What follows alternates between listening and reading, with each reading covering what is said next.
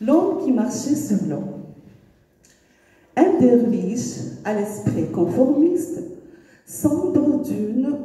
membre d'une communauté dévotée, à la règle austère, longeait la berge d'un fleuve, absorbé dans ses réflexions moralisatrices et scolastiques.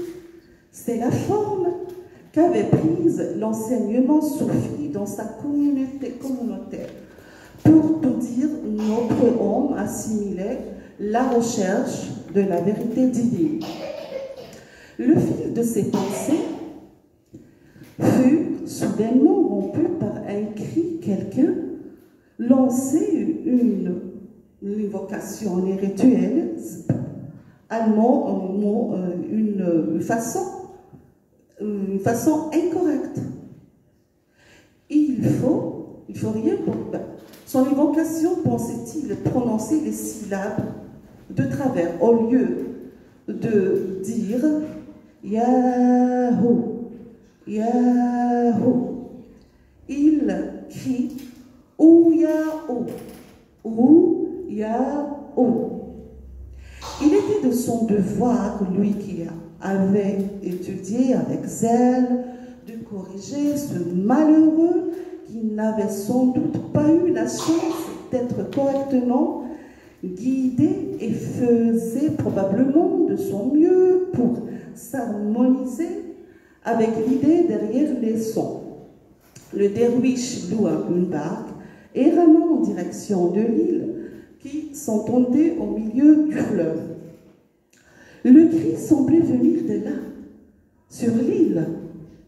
Il découvrit une hutte de Rousseau. Dans la hutte, un homme vêtu d'habits rapissiers se balançait au rythme de la répétition de la formule initiatique. « Mon ami, lui dit-il, tu prononces la formule de travers, tu fais le dhikr au travers. Il m'appartient de t'indiquer comment tu dois la prononcer. Il acquiert du mérite celui qui donne conseil. Il acquiert un égal mérite celui qui prend conseil. Voici comment il faut dire Yahoo, Yahoo. Merci, dit le second derviche avec humilité. Le premier derviche remonta dans sa barque, content d'avoir fait une bonne action.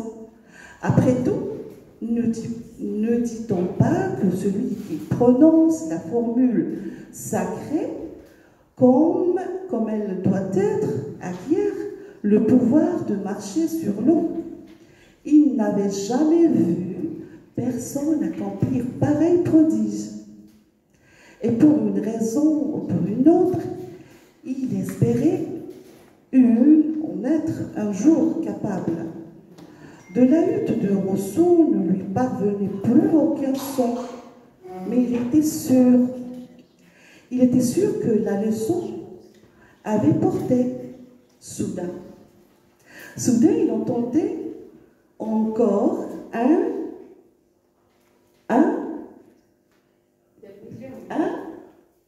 non, Yahoo, ouya. Alors, soudain, il entendit un ouya hésitant. Le derviche de l'île s'obstinait à dire la formule à sa manière. Pensa-t-il, il réfléchissait sur lui-même, propension à s'entêter dans l'erreur. Quand il leva la tête, il n'en put croire ses yeux. Le derviche de l'île venait vers lui, marchant à la surface de l'eau, frappant de stupeur, il s'arrêta de ramer. L'autre s'approcha. « Frère, dit-il, pardonne-moi de te déranger. Je suis venu te demander de me dire comment il faut prononcer la formule. J'ai du mal à m'en souvenir. »